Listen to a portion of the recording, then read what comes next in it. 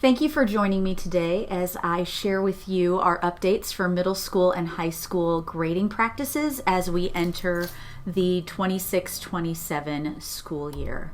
My name is Tara Sparks. I'm the Chief Academic Officer for Lindbergh Schools, and I have had the pleasure of working with both our task force and our steering committee to develop these upcoming changes and improvements in our grading practices. So first of all, let's talk about what is standards-based learning. Standards-based learning focuses on the skills and knowledge every student is expected to master. It helps students know exactly what they need to learn and gives them the support to succeed and grow with high-quality, challenging learning experiences. In Lindbergh, we are using standards-based learning to ensure that we identify the curriculum that is most important and that it is threaded throughout instruction and assessment to guarantee that high-quality instruction. In grades kindergarten through 7, this expands into standards-based grading as well. And standards-based grading is intended to communicate specifically what students know and can do, and grades reflect the progression of proficiency towards those key standards rather than just task completion as we see in traditional grading practices. We formed the task force comprised of parents, students, board members, teachers, and administrators in the 24-25 school year. The task force's intent was to determine if standards-based grading should expand to 8th grade and the high school.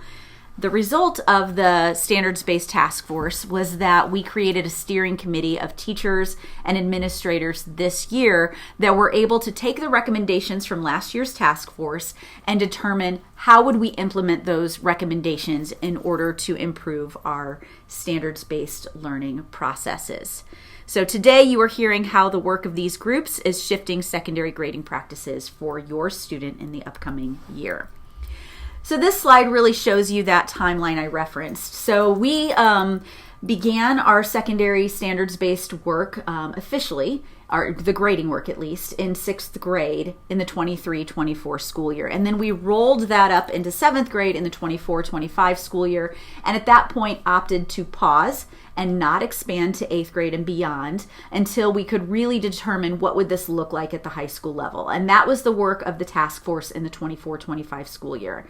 This year, in the 25-26 school year, the steering committee was developing the implementation plan for how we would actually move forward, and that is the plan that I'm sharing with you today. And you'll note that over the next 2 years, we are going to implement that work so that our families understand how their students are performing in our content areas. So I want to just highlight our task force priorities. So when we provide a task force, we always start with what are the key things that we want to ensure happen. And the key elements that came out of the task force was that we wanted, at the secondary level, we wanted to identify semester grades. There were a lot of questions from families as we surveyed our community about what does standards-based grading mean for my child's progress and their learning. And we realized that many of us grew up in traditional grading practices and understand those. So we needed to have a way that provided some clarity to our families around what standards-based grading meant for our students in terms of what families were familiar with. So semester grades was the outcome of that concern. Also wanted to ensure that there was consistency in grading practices across grade levels and various content areas. Traditionally in grading that has not been the case, but we also recognize that when you're shifting grading practices, there is a loss of clarity in what we all know and are familiar with. So trying to provide that clarity as much as possible to our families was important.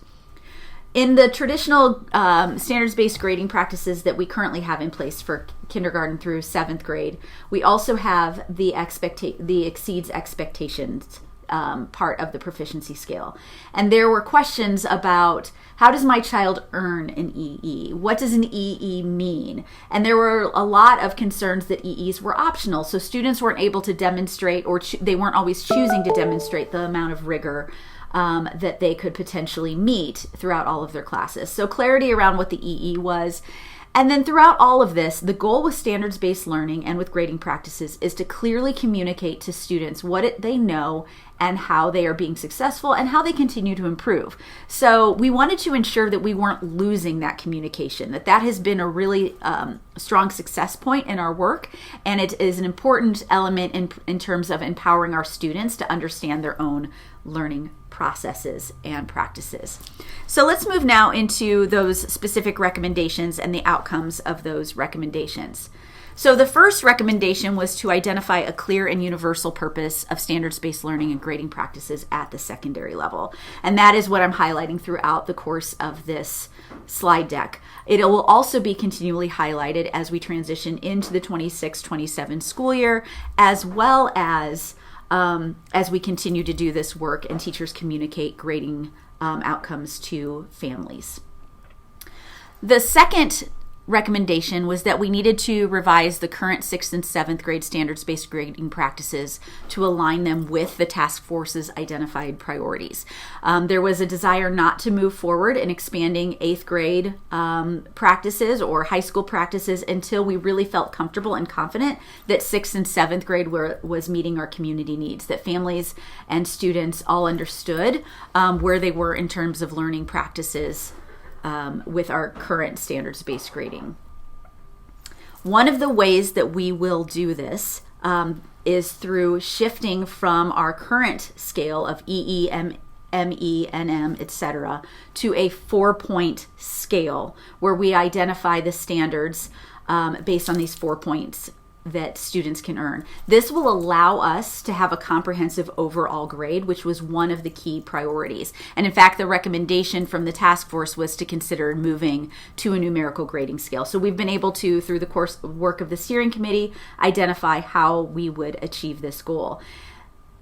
That will then lead us to the ability to provide traditional grades using a standards-based grading report card. And for more clarity on that, I'm going to show you this example of what it could look like in Infinite Campus for a family. So what you can see here on this particular slide is the specific standards for our 6th grade English Language Arts class.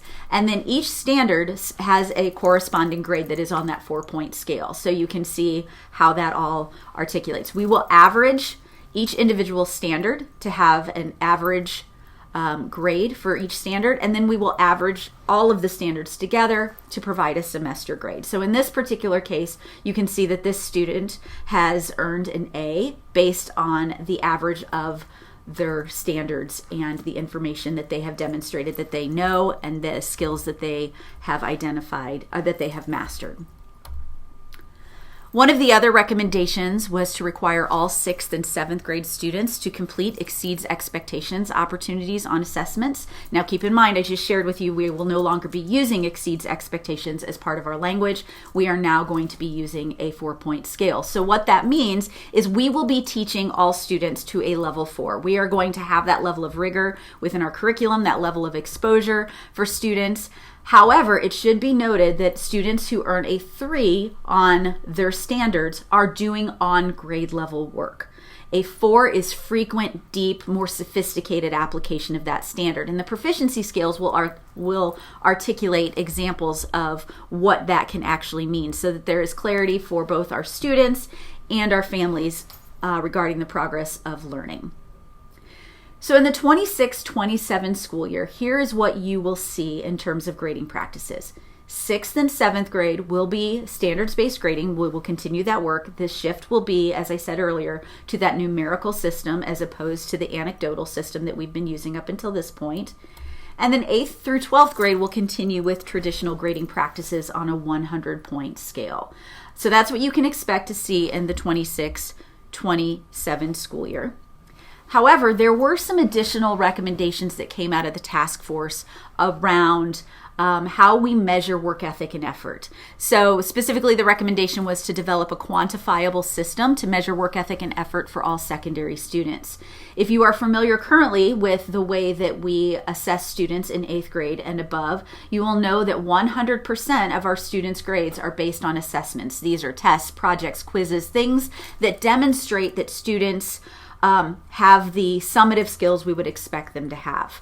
Then we were not giving any grades for preparation work. Preparation work is the practice that helps us get students to that point where we are ready to assess them. Sometimes that is homework, but other times homework can be considered an assessment. That was up to teacher discretion based on what their purpose of the particular assignment was.